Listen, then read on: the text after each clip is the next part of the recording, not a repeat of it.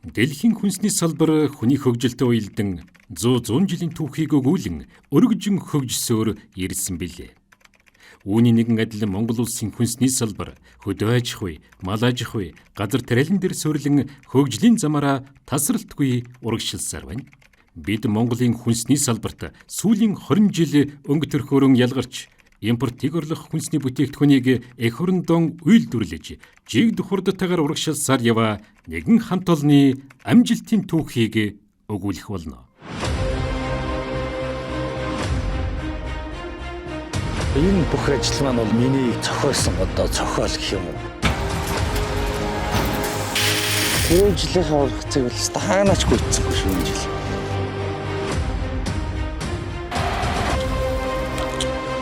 Болоогүй. Зарим үед алдсан. Ихэнхдээ бол ер нь агуулсан.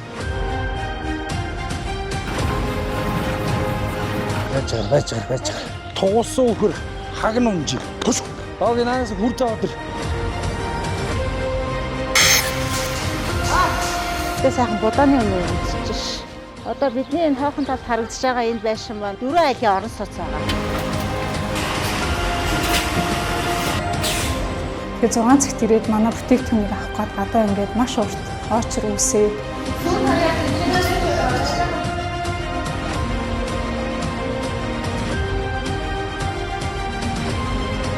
20 см хөөс ухаад чикгүй гэж шүү дээ. Тийм.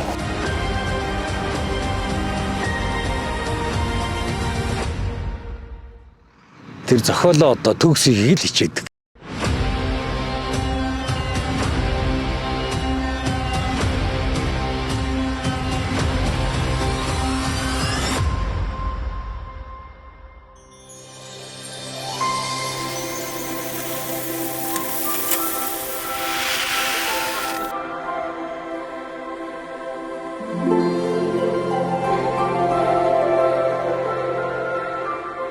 Нэг ажигч нөхөр ирээд тариалан гэдэл бач ийм чулуугүй байд юм уу гайхаад. Тэгээ бид нар ингэж төвсөн гэд тэгээ үзүүлж ирсэн. Тэгэл яг төвж явах үед бол хүмүүс ирээл гайхаал асууж л байд. Би тэгээ тоглоом шоглоомор өвөл болсон төмсөө хурааж байгаа маа гэлээ. 2004 онд Улаанбаатар майнуудыг хорондоо үйлдвэрлэе гэсэн санаа төрж ирсэн. Манай гэр бүлийн хүн бит хоёр бол бүгдээр Солонгос улсад 5 жилийн хугацаатай ажиллаж амьдраад хорондоо ирчээд төрөөсөө гуанз ажиллаж эхэлсэн. Хар ойрон зах дээр хүнснийхээ бүтээгдэхүүнийг авах гээд харилцагч усны ихчтэй гамбат гээд тэгээд тэр ихчээс бүх очир байдлыг лавлаж асуугаад 10-11 сар шинэ жилийн үе ирж байна уу? 1 кг майнус 12 мянган төгрөгийн үнэтэй гэлээ шүү дээ. Одоо импортоор орж ирж байгаа майнез нэгдүгээр, хоёрдугаарт бол олдоц их муутай байна. Майнез бол айгүй үнэтэй гэдэг нь Монголд хийж байгаа майнезны үйлдвэр байдгүй юм байна. Тэгэл тэр ихчид хамгийн анх энэ майнузыг дүүн хийнэ гэж хэлээл гарч исэн. Тэр ихч маань бас надад айгүй гоё бэлгшээгээл. За мэдүү хийгээрээ ихч нь борлуулагч нь болно шүү гээл. Тэгэл өнөөдрийг хүртэл одоо тэр ихчтэйгээ хамтарч ажилласаар л байгаа бид нар. Манай ах ихч хоёртой. За одоо ийм зах зээл байд юм байна. Бүгдээрээ хэвэл явах вэ гэж. 2005 онд бол дөрвөлөө хамтарч хийж исэн. Бараг бүтэн жилийн хугацаанд судалгаа хийгээл 2005 онд компани үүсгэн байгуулалтад бүтээгдэхүүнээ гаргасан байдаг. Хамтарч ажилласан хоёр маань өөрсдийнхөө бас нэг зорьсон зорилгоор гадаад руу явцсан байдаг. Тэр цагаас хойш гэр бүлийнхээ хүнтэй хоёлаа өнөөдрийг хүртэл 60 гаруй ажилтнтай хамтарч ажиллаж байна. Анх ингээ компани байгуулад жигт төч гэсэн нэр өглөө гэд орж ирэхэд за ямар ч хэлсэн жигтгэн хэмнэлээр одоо бид хэд ингээд өрөндөд хүрэх юм байна гэсэн ийм бодол надад төрж исэн. Их сайхан нэр.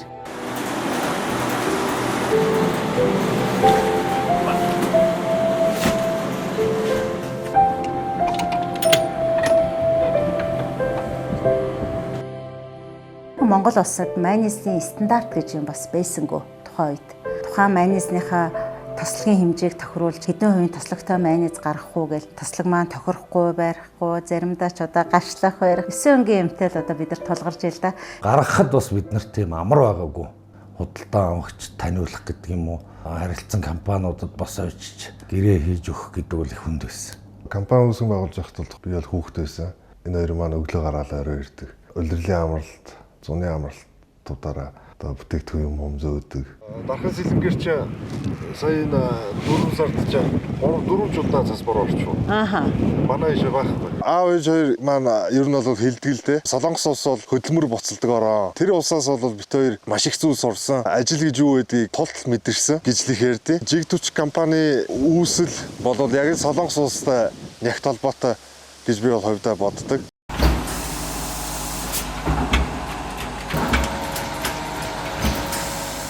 Өнөөдрийг хүртэл одоо хамт олонтойгоо аль болохоор нэг зөв дэвшилттэй хамт туулахын л гэж хичээж ажилладаг. Одоо манай хамгийн дээд олон жил ажиллаж байгаа ажилчин маань бол 18 жил шахуу ажиллаж байна. За зурлан дээр анхаарал вакуум ажиллагаагаас шалгаад илүү зааварчилгаагаа бүрэн хангаж ажиллаарай.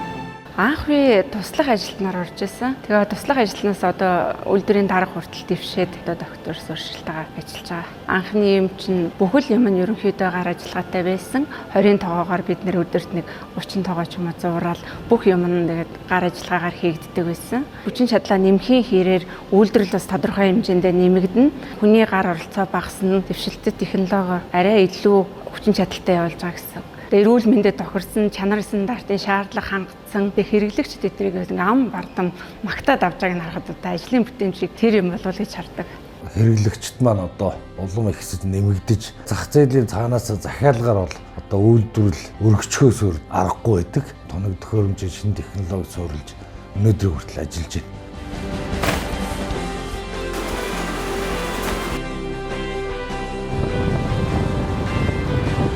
Одоо Улаанбаатар майниз ч юм бол импортыг орлогоос майниз гээд Монгол хүний амт чанарт тохирсон ийм бүтээгдэхүүнийг бид нар хийж чадсан байгаа юм чинь. Энийхээ дагуу бид нар хариуцлага өргөх ёстой. Тийм болохоор бид нар ер нь бол энэ 20 жилийн хугацаанд бол ямар нэгэн байдлаар энэ майниз таслаа гэсэн юм байж үзээгүй. 2007 он хан улдүрэгт өөрийн үйлдвэрийн байртай болж жилдээ 200-аас 400 тонн бүтээгдэхүүн үйлдвэрлэх хүчин чадалтай болсон юм. 2011 он ижвэрэн үйлдвэрийн байрыг ашиглалтанд орууллаа. 2012 он үйлдвэрлэлийн тоног төхөөрөмжийн шинжилэл хийж бүтээгдэхүүн үйлдвэрлэх хүчин чадалтай боловсруулах, савлах бүрэн автомат тоног төхөөрөмж суурилуулав. 2013 он үйлдвэрлэлийн хүчин чадал 948.5 тоннд хүрлээ. Ийхүү майниз үйлдвэрлэл 948.5 тонн болж өсснөөр дотоодын нийт бүтээгдэхүүний 30%-ийг дангаараа хангаж эхэллээ.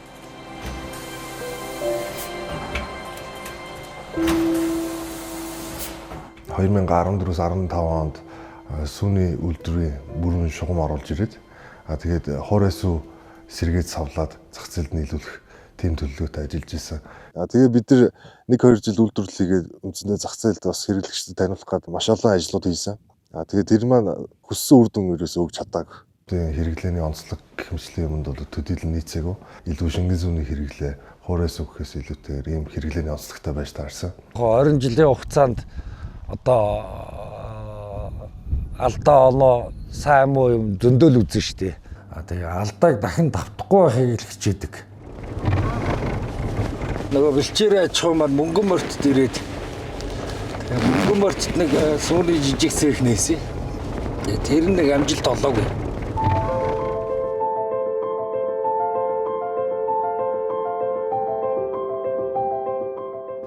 Би өөрөө хүнсний суурь мэргэжилтэй юм. Тийм болохоор энэ Монголын энэ хүнсний салбарт эрүүл ахуй чанараа илүү байдал эмзэглэж явдаг асуудал сэдвүүд аягүй их байдаг байсан. За тэгвэл одоо юу гэдэг энэ томоохон сүү үйлдвэрлэгч нартай адилхан малчтаас одоо сүү бэлтгэн нийлүүлээд авчий гэл хоттой ирсэн малчтай одоо фермерүүдтэй уулзаал ингэ явсан л та. Эрүүл ахуй талаас ааш тэр бүхий л орчин нөхцөл талаас аягүй хүн санагдчихсан.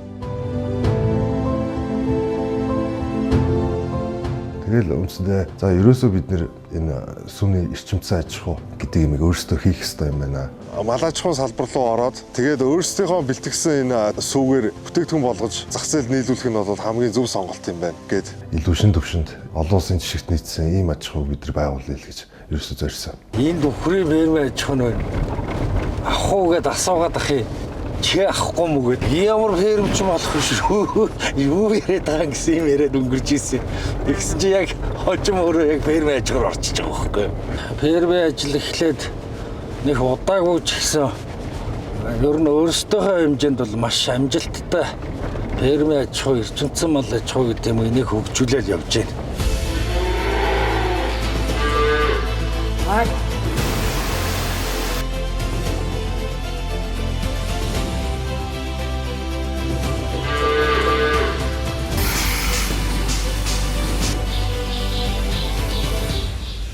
Яг 18 оны хавраас манай бүтээн байгуулалт ерөнхийдөө төслийн ажлууд бүгдээ ихэлсэн. Бүх юм шинэ байсан. Маш их судалгаан дээр суусан. Тэгээд судалгаанаас олж мэдсэн мэдээллүүдийн үндсэндээ өөрсдийнхөө аж ахуйнууд дээр тууштайгаар хэрэгжүүлсэн. Зарим үед алдсан. Ихэнхдээ бол ер нь агоонсон. Шим агро ферм. Цайлын үнэний байр. Үндсэн нэр нь Ишвис Браун гэдэг Монгол мэргэжлэр нэр өгчөд байгаа нь болохоор бугаан илүү өхөр гэдэг. Энэ өхрийн гарал үүсэл нь бол Швейцар улс. Тэр дундаа айлфын нурууны өндөрлөг бүс нутгуудад оршдог. Швейцар улс бол далайн төвшнөөс ойролцоогоор 1300 м ер нь дийлэх бүс нутгийн тэмхүү өндөрлөг дээр оршдог. Энэ маань одоо яг бидний амьдарч байгаа Улаанбаатар хоттой далайн төвшний хувьд бол ойролцоо нэлээд төхөө байдаг. Эрс суур амьсгалд үүссэн ийм үйлдвэр байсан. Энэ өхөр маань хосолмол ашиг шимтгэл мах сүүний чиглэлээ. Монгол өхрийн яруу болохоор нэг 150 ил татдаг. Манайх болохоор одоо Швейцэн бор болохоор хамгийн дээд тонн татж байгаа.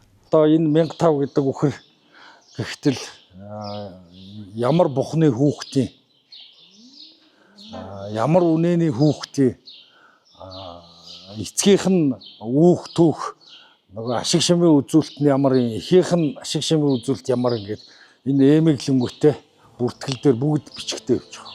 Хоол тижээлт гэдэг юм уу, асаргаа, маллага тэрнээсээ шалтгаалаад маш өндөр ашиг шимийн үзүүлэлт өгнө. Нэг үхрээс дээдл нь 30 гаруй гарна. Яг манай аж ахуй, манай яг талбар дээр бол 7000-аас 9700 литр сүү сайлан 305 хоногт үйлдвэрлэж байгаа.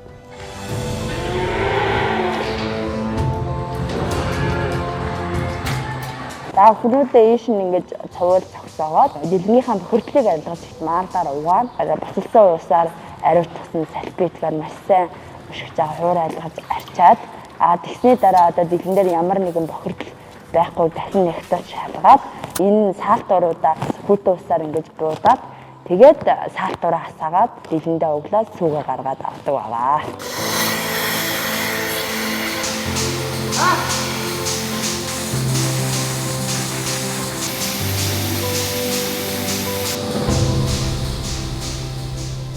Гар ажиллагаа бараг байхгүй. Хүний хөдөлмөрийг маш хөнгөвчлж байгаа. Яагаад тэгэхээр бүх юм нь ерөнхийдөө автомат хөгжлөөд агаад маш одоо таатай санагдаж байгаа. Саачаад ус чинь садагаад 39-40 орно гэдэг үү? За. Тэгээ тэгэхгүй болохоор энэ чинь хөвсөн байгаа юм байна баггүй. Бидний маань дээрээс нь халган дурмаа. Манай аж ахуй дээр 300 орчим тоотлогоо мал байгаа. Тэрийг зөвхөн гараараа өдөрт арчилж маллна гэх юм бол хичнээн хүний оролцоо байж иж хийх үү те. Үнийг бид нэр яаж шийдэх ёстой гэхээр ерөөсөө механикжуулалт буюу техникээр шийдэх ёстой. Одоо яг манай аж ахуйн хувьд бол 2 мэргэжилтэнтэйгээр нийлээ 6 оны бүрэлдэхүүнтэй өдөрт үйл ажиллагаанд бүрэн зэгд явж байгаа байхгүй. Хэвтэр хөөрэ яагаад байгаа? Наашаа гараад одоо шишээс баасаа гаргана гэдгээ бүр сайн мэддэг. Тэгэн гутаа одоо баас хусах төхөөрөмжөөр коноп дарлаа. Энэ баас нь хусагдаад гадагшаа гарах. Таана одоо бас массажинд орж байна өхөр. Хинтигээс ирж байна. Дуршлаг судлаа үзээ харъя. Сайн байцгаана. Сайхан байна. Ахалж байгаа юм уу? Бүгдийн суулгаад ирсэн юм. Эндрийнх нь бүгдийн суулгаад. Эрчимцэн болохыг шууч нөгөө 20 цэрийн бүс үүдэг. Тэрэндээ та нарыг ийм халаад хүмүүс оловч хүмүүс энэ төр гэдэг байхгүй юу. Бид нар бас нэг Японд ингэж ферм судалж очиж ирсэн. Тэгээ бид нар Монголын мундаг доктор байдгийг Хоккайдо гэдэг тэр хотод нь аварцад гэж. Тэгэхэд бид нарыг Монголоос ирсэн гэд фермээ үзүүлэх. Тэгээ яагаад үзүүлэхгүй байгаа гэхэлэр монголч нөгөө малын өвчлөл маш өндөр байдаг болохоор хориглол үзүүлээгөө. Тэгээд ерөнхий зүгээр гаднаас нь харуулчаад зөвлөмж өгөөл буцаачих. Тэгээ одоо бид нар та нарыг ингээд зориод ирсэн чи одоо хүү яа үгүүрээ гэх тийм хаалт их юмгүй ш. Тий. Ороод үзэх юмаа бүгдээрээ үзээд хамгийн гол нь бидний тавьсан нэг 50 хтэд дараа Хүрмал битээ хүрээрээ. Тэгээ асуух юмудаа бол асуугая. Өөрсдийн гэсэн технологитой. Өөрсдийн одоо ажиллагаа малгаанда тохируулаад ямар хуу холцтой яаж явах уу гэдгээ бүгдийг тохируулчихнаа л гэсэн.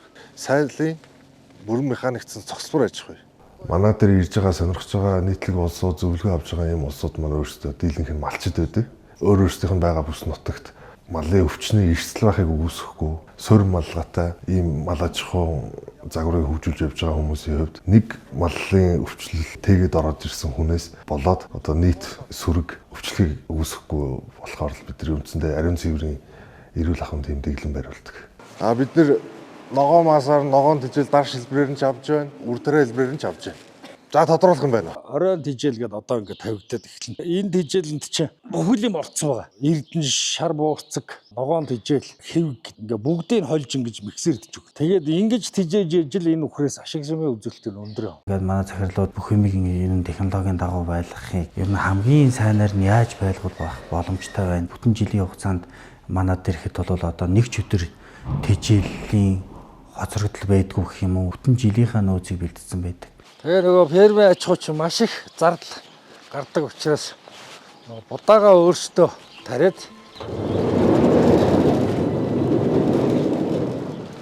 будаага энэ машинаар тэрэмд юугийн ч ингэж авахгүйгээр ингээд будаага тэрэмдэд ийм хэвг хий. Баян дэлгэрийн талбай дээр нөгөө будааны болц 100% болдгоо гэдэг нь одоо бид нар ингээд болгочихж байгаа хөөг.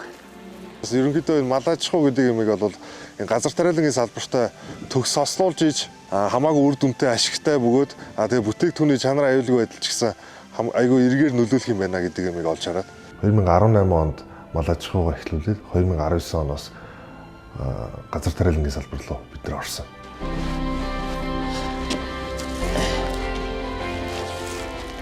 Энэ хараа овоо цэвэрхэн байх юм байна тийм. Нэг тэрэнд дүүрэн будаа байсан юм чи. Гэтэ сайхан будааны өнөр үлдчихэж. Газрыг ухдаг биш. Ургуулдаг тийм салбар руу орсон. Тэр нь бол одоо газар тариалан мал аж ахуй. 2018 он Шим агроферм компани байгууллаа. Шим агроферм компаниг үүсгэн байгуулж Дуваймгийн Эрдэнэ сумын нутаг дэвсгэрт Европ стандартын бүрэн механикчсан, эрчимчсэн сүүний цөм сүргийн үржилийн цогцлбор аж ахуйг бий болгож, сүү махны хосолмол ашиг шимт Браун Свис үйлдвэрийн үхрийг цэврээр нь өсгөн үржүүлж байна. 2019 он Дуваймгийн Баян дэлгэр сумын нутаг дэвсгэрт газар тариалангийн үйл ажиллагаа эхлүүлээ. 2020 он аймгийн аврах ферм аймгийн шилдэг тариаланч гэдэг шагналуудыг хүртсэн нь цаашид илүү их хийх урам өглөө. 2022 он Эрдэнэ суманд 45 га талбайд усалгааны төвийн бороожуулагч системийг суурилуулсан байна. Мөн ондоо Монгол улсын аврах ферм цол тэмдгээр шагнагдлаа.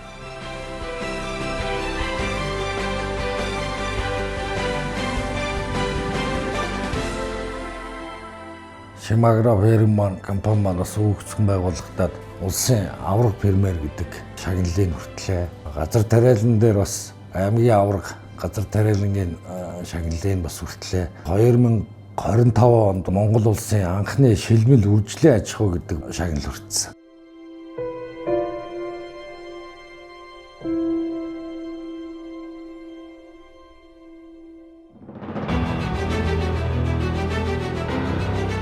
Одоо бид ч дараа 8 хавар үзэж шээ. Ийм хурдан цаг хугацааг хурдан өнгөрчээ.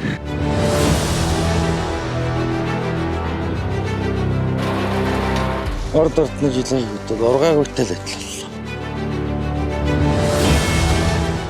600 га талбайд эргэлтийн талбайтай, дээрээс нь 50 га бүр услахны системтэй үйл ажиллагаа явуулж байгаа.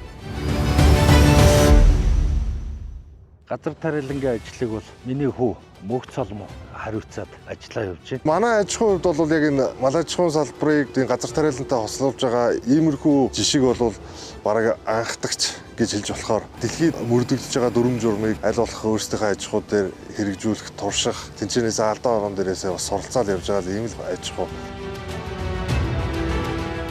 Диаметр нь 35 орчим байгаа хаа. Гүн нь бол хамгийн доод ёроолын гүн рүү 9 м орчим. 6000 орчим метр куб багтаамжтай ийм усан сан. Бид нар ямар таримл тарьж гин гэдгээс хамаарат ямар хуу хэмжээний ус дутагдж гин гэдгээ бид нар тооцоод маш олон ийм цацруулагч байгаа. Тэгээ энэ цацруулагч болгоныгоо ухаан таримлдаа тохируулж хэр өргөн цацах уу, минутанд хэдэн литр ус гаргадаг цацруулагчны хошуу тохируулах уу гэх. Ер нь яг усгаа гэдэг маань энийг байгалийн эрсдлээс өөрсдийгөө хамгаалаад байгаа зүйл л дээ. Усталгаатай талбай учраас цаг агаарын байдлыг бол нэг харгалзахгүйгээр тарих хэрэгтэй.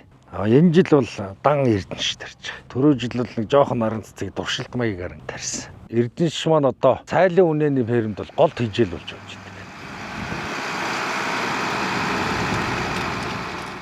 Жишээ нь одоо сайлын үнэ бол 16-аас 18% ургийн агуулмжтай тэжээл идэж явах хэрэгтэй болвол манай Монголын бэлчээр эд зууны цагт бол нэг 8 орчим хувийн ургийн агуулмжтай байдаг. Манай аж ахуй бол нийт 10 гаруй шимт байдлын үзүүлэлтэн дээр тулгуурлаад илүү яг шинжлэх ухааны үндэслэлтэйгээр хэдэн цаг бэлчээх вэ? Бэлтцснийхэн одоо үндсэн дээр ямархуу хэмжээний өөртөө тэжээл хөрөмтлүүлж чадчихээн. Цаана ямархуу хэмжээний дутагдал байна. Тэрийг нь бид нэр үндсэндээ газар тариалантайгаа хослуулад тухайн малаа илүү одоо тэжээхэн ухаанаар тэжээх гэж оролдоод байгаа.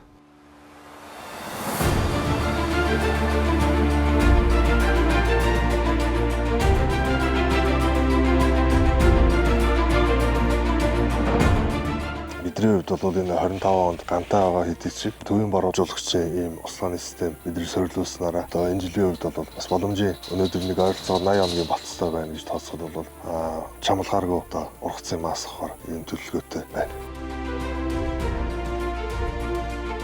Газар тариаланг илүү сайжруулъя, илүү төгөлдржүүлъя гэж зориод байгаа. Газар тариалангийн салбар дээр ч гэсэн одоо техник, механикжуулалтын асуудлыг жилээс жилд дэлхийн тэргүүлэх одоо технологи техникүүдийг нэвтрүүлэл бид нар явж байгаа.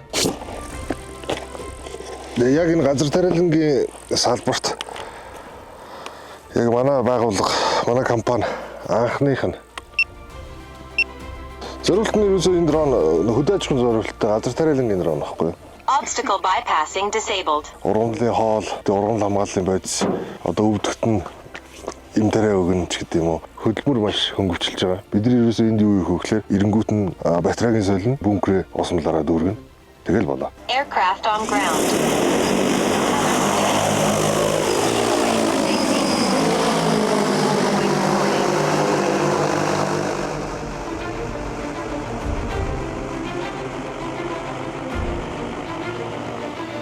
Хажууд нь гарахгүйгээр яг араас нь алдаал явна гэсэн үг.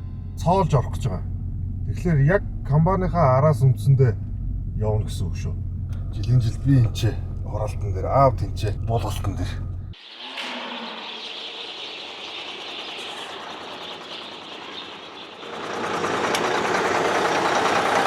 Одоо миний гоо гялгар утгаар битгий ураа.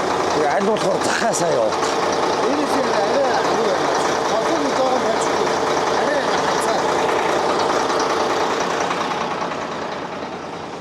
Манай одоо Эрдэнэшийн дарш бэлтгэх үйл ажиллагаа ингээд өнөөдөр нэгд өдрөө явж байна. Нэг яамд маань нэг 750 тонн юм уу. Энэ жил нэг 1500-аас 2000 тонн Эрдэнэшийн дарш бэлтгэх тийм ажил явж байна да.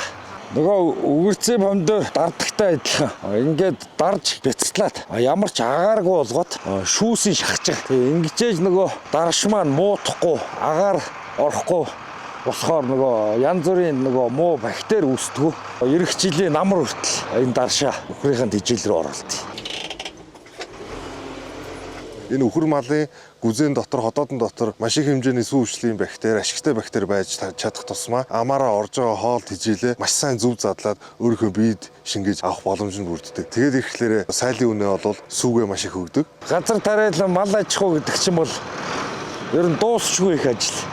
Тэгээ өглөө 6-д гараад даршны үеэр чинь нэг орой 11-т буух жишээ. Энийг залгуулаад Улаанбаатар руу давхар тэжээл рүүгээ орно.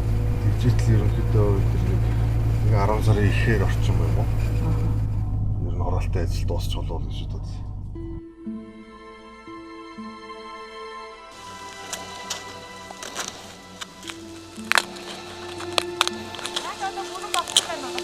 Болоогүй.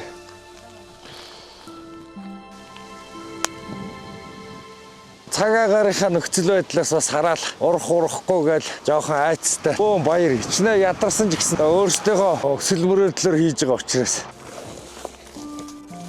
Тэрөө жилийнхаа ургацыг бол хаанач гүйцсэнгүй шүү энэ жил. Эртүүд 2 машин будаа хураасан. Ном нот, одоо ч нот юм. Энэ жил өстө чанга. Будааны болцгүйцгүй. Ахаад 10 хоног хүлээхээр л тэгээд нөгөө цас мороо орчих гээд байгаа учраас. Энэ жилийн хувьд манай аж ахуйн хувьд бол гаагаас нэг үр тариа 15 центнер хурааж авч байна. Хавар зуны үйлрэлүүд бол бараг бороо ороогүй гэж хэлж болно.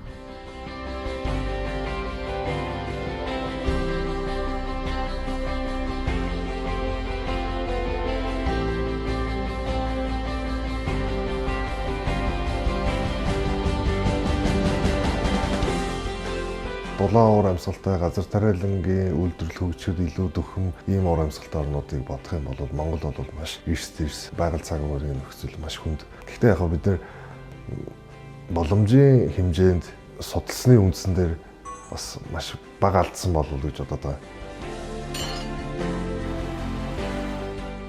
Энэ нутаг орны энэ хөрсөн дээр бид нар үйл ажиллагаа авч одоо үр дүнтэй ашиг шимтэй ажиллаж байгаа гэх үүднээсээ манай компани Эрдэнэ сумын тамгай газрын 30 га газар дээр газрыг боловсруулж өгөөд тариалтыг хийж өгөөд бас намар бас нэг умгааж боож өгдөг бас нэг тиймэрхүү ажил хийдэг. Энэ Төв аймгийн Эрдэнэ сум Баян дэлгэрээс хамгийн анхны төрсэн улсын аварга аж ахуй нэгж. Тэр утгаараас тэр энэ нутаг орондоо бас нэг жоохон ээлтэй байх хэрэгтэй. Нийгмийн хариуцлагатай байх хэрэгтэй. Зөвхөн өөрсдөө бодоод ажиллахгүй шүү дээ.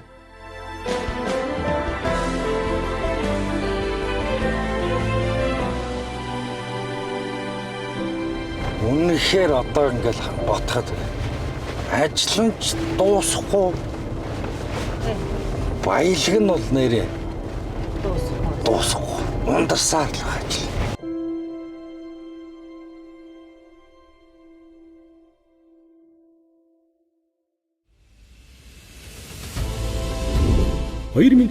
он Шим Агро Тест Shop нээлттэй хийлээ. Шим Агро Тест Shop кафег хан улдүрэгт нээж өөрийн органик брендийг үүсгэж зах зээл нэвтрүүллээ. 2024 Улаанбаатар майнуудыг ребрендинг хийж сав баглаа бодолд шинжилэл хийлээ. 2025 офисын барилгыг ашиглалтанд оруулав. Монгол улсын засгийн газраас цөм сүргийн үржлийн аж ахуйн гэрчилгээ батламж олголоо.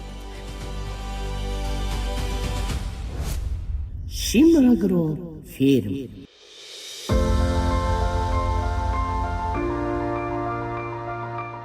Шим Агро Тест Shop бол байгуулагдаад 2 жил болж байна. Тэгэхэд энэ хугацаанд бол маш их ололт амжилттай байгаа. Үнэ нэг жишээ хэмээл манай дэлгүүр одоо өглөө 7 цагт онгодог. Тэгэхээр 6 цагт ирээд манай бүтээгдэхүүнийг авах гээд гадаа ингээд маш урт очор үсээд хүмүүс бүр ингээд бүтээгдэхүүнийг зорж авах гээд ингээд байж байгаа нь одоо бидний бас нэг том ололт амжилт байна гэж нэгээр ер нь бол бахархдаг.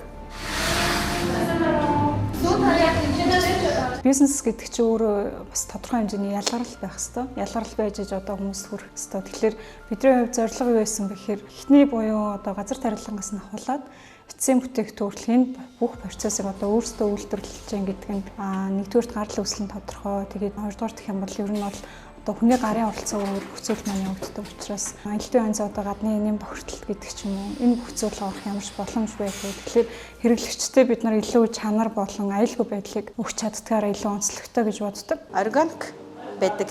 Тэрэнд нь аягүй дуртай. Хүүхдүүдтэй ах トゥ устай аваад өгөхөд бол хүмүүс гайхдаг. Үгүй ийм гоё асгаа идэ гэж байд юм. Ийм гоё юм хаа байна л гэдэг. Олддог хүн би энэ авд гэрээ ойрхон байв болоод. Заримдаа биднээс олддоггүй. Жоохон хориотод ирэхээр хүмүүс авцсан байдаг. 7 цагаас нээхэд бол хүн бол маш их олон болчихно. 30-аад хүн болчихсон шүү.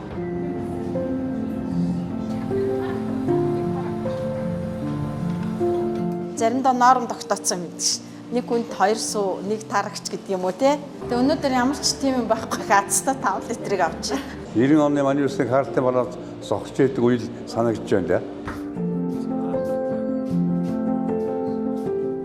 Тэр энэ нөөц маань бас ингээд нөгөө бүхэнд угаасаа хүрч чадахгүй. Тэгэхээр хэрэглэгчтэй анхандаа бол аягүй бухимддаг байсан. Тэгээд бид нар энэ дээр бас ямар шийдэл болсон бэ гэхээр одоо нэг хүнд нэгээс хоёрыг ч юм уу өгнө. Маш олон хүмүүс ирсэн байтал яг урдуур нь ч юм уу таслагдах ч юм уу эхний хүмүүс нэг 10-20-оор наваад ч юм ингээд дуусчвал дараагийн хүмүүстэй аягүй харамсалтай. Тэгэхээр бид нар нэг хүнд одоо цөөхөн ирж байгаа өрөн байдаг ч юм уу цөөхөн аарал энэ төр нэгээс хоёрыг өгнө гэд ингээд сүүл рүүгээ нэг юм бодлого барьсан.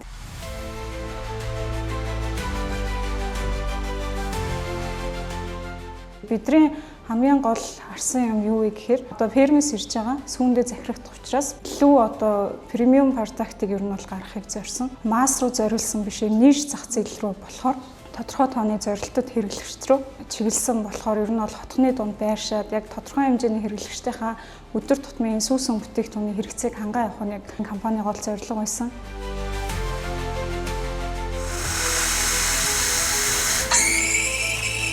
Манай өөрсдийн харган 150 г болно. Одоо бол манай аралтай шейк бол Гшим агро кафений яг нэрийн бүтээгдэхүүн болсон. Хүмүүсийн бүр зорж ирж юм уухыг хүсдэг онцлог бүтээгдэхүүний маань нэг болсон байгаа. Аралтай шейк гарлаа. Өглөө нэг хөнгөн гоё мэдмээр на танаа йогурт повлыг идмээр ингээл орж ирдэг. Тэгэхээр бас нэг хүмүүс нэг дутагддаг болцсон байна да манай бүтээтгүн гэж боддог. Манай бүтээтгүний чинь угаасаа нэг хүмүүс орж ирээд яа наад харган нэ штэ ямар гоё юм би ямар азтай юм бэ гэж орж иж авдаг. Жисэмтэй смути мартаа. Манайх саяхнаас өөрсдийнхөө хүрээ махаар бас бууз бан шиг хэрэглэгчдэд хүргээд явж байгаа.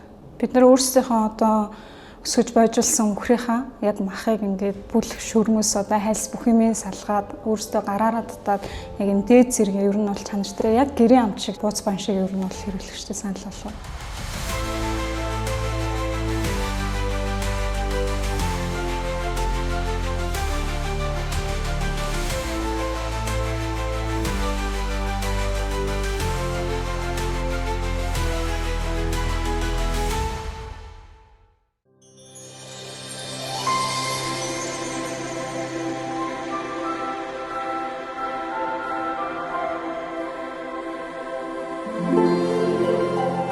Импортыг орлох хүнсний бүтээгдэхүүнийг эх орондоо үйлдвэрлэж, гадагш урсах мөнгөний урсгалыг эх нутагтаа шингэх зорилго өртөлн Монгол улсын хүнсний үйлдвэрлэлийн салбарт орж ирсэн Жигд хүч компани хамт олон Жигд хэмнэлээр тасралтгүй урагшилсаар 20 жилийн ойтойгоо ийхүү золголоо. 20 жилийн турш хөдөлмөр хичээл зүтгэл мандатаараа өргөж хамт байсан эрхэм хамт олондоо итгэл түншүүдтэй нэг зүг нэг зорилго руу хамтдаа тэмүүлсээр ирсэн халуун дотн гэр бүлтэй баярын мэндийг өөд өгөн дэвшүүлье.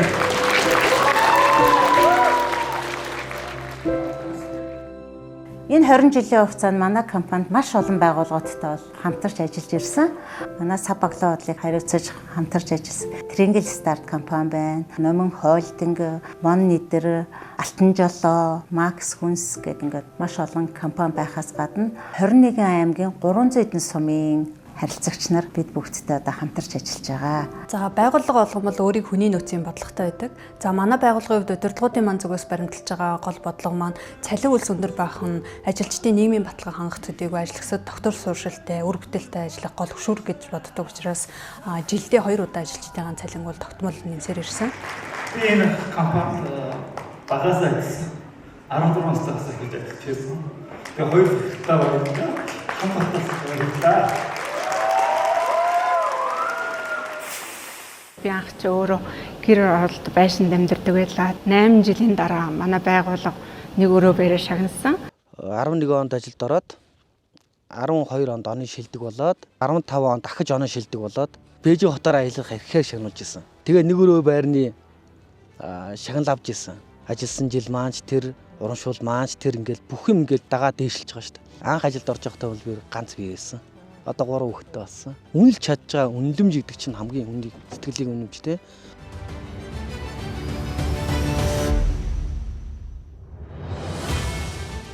Тэгэхээр олон мянган залуучууд бол орон байртай болохын тулд хүний нутгийг зорддог. Тэгэхээр энэ их урсгалыг зогсоож эх орондоо аятай тухтай амьдрах нөхцөлийг залуучуудтай олгох үүднээс энэ орон сууцчлах хөтөлбөрийг бол хэрэгжүүлж эхэлсэн байгаа. Тэгэхээр бид нар ганцхан компани гэхээр өөрсдөө ингээд ашиг болоод байхаас илүү бас ажилчдынхаа энэ амьдрах энэ орчин одоо энэ нийгэм одоо үнийн өсөлт ямар байна тэгэхээр тэр болгонд нь бас тодорхой хэмжээний яг бодиттой яг юм цалинг олохыг ер нь бол хүсэж компани бол тэгж ажилладаг. Компани удирдлагууд зохион байгуулалтын хувьд бол асар өндөр бас сайн шаардлага тавьж ажилладаг. Аж ахуй маш доктортой байх, мэрэгжлийн ажиллаж байгаа хүний хувьд проблем багтаа гэх юм уу бүх юм зөв дараалттай явдаг. 60 хүний бас нэг тодорхой амьдралыг хариуцсан явж байгаа юм шүү дээ. Энэ залуучуудыг аль болохоор бас нэг тууштай байгаасай, эх оронч сэтгэлгээтэй байгаасай, урмыг хугалчихгүй юмсан. Эх орондоо гэр бүлийнхээ хажууд яг өөрсдийнхөө цалингаар хангалуун сайхан амьдраасай.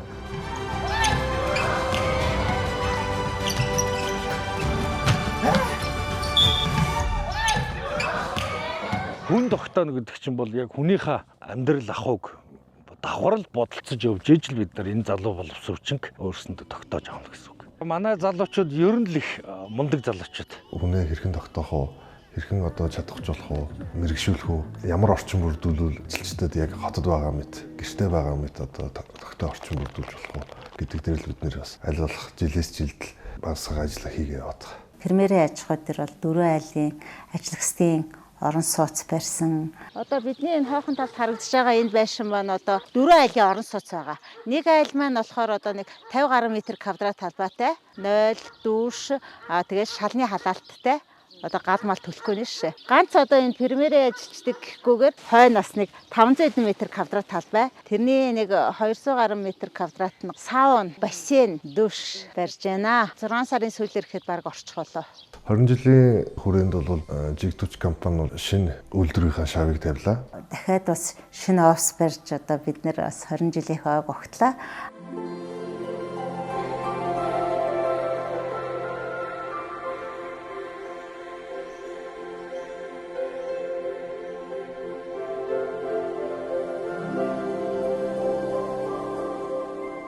За анх 4 өдрийн бүрэлдэхүүнтэй ажиллаж ирсэн бол одоо 20 жилийн хугацаанд 60 гаруй ажиллаж байна те. Компани түүх бол мөнчгөрөөрөө гэж ярьдаг шүү дээ тий. Өөрсдийнхөө ашгийг дараа жилийнхаа одоо үйл ажиллагааны төлөвлөгөө төсөв юмдаа оруулаад дандаа өргөтгөж л явдаг.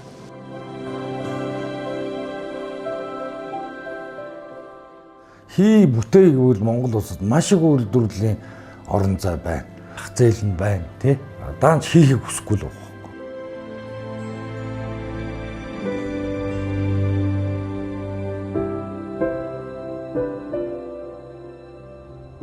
Би хаа хүртэл хөдөлмөрлөж чадах юм. Тэр болтлоо бол одоо аль болохоор энэ компани үйл ажиллагааг өргөсгий хийл гэж бодож явдаг.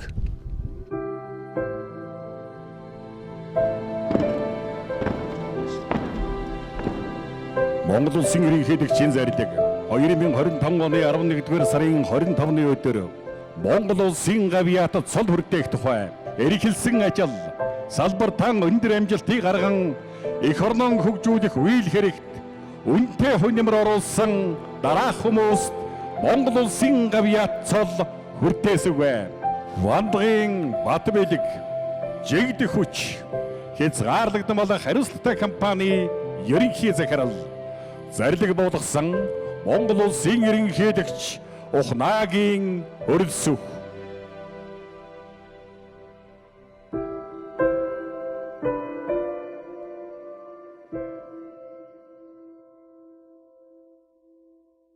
В 2026 онд бол манай компани одоо бас мал аж ахуйн салбар дээр бас нэг шинэ төсөл хэрэгжүүлэхээр судалгаанд явагдаад явж байна.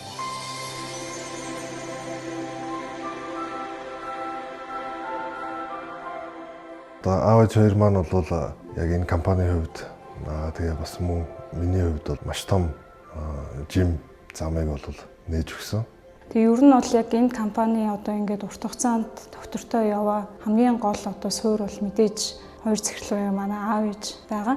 Тэгээд аавын хувьд бол яг ингээд бүх юмаа ингээд зааж чиглүүлээд ажилчтай айгу зөв одоо манлайллыг үзүүлээд явж чаддаг хүн.